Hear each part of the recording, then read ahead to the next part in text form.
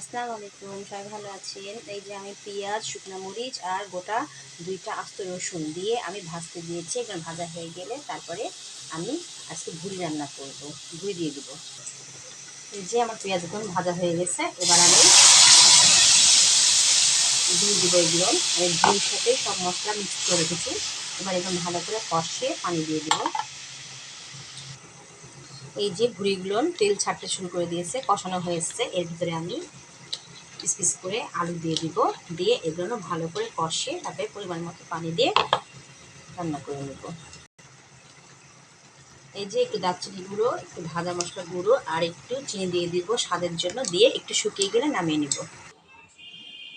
এই যে আমার হয়ে গেছে ভুড়ি রান্না। রুটির সাথে, ভাতের সাথে, পরোটার সাথে, যেটার সাথে খাবেন সেটাই মজা লাগবে। একটু ঝোল করে রেখেছি, আর একটু টেনে নেবে, রসটা ঠান্ডা হলে পারে। সবাই আমার চ্যানেলকে অবশ্যই লাইক, শেয়ার, কমেন্ট করতে ভুলবেন না। সবাই ভালো থাকবেন, সুস্থ থাকবেন। আল্লাহ হাফেজ।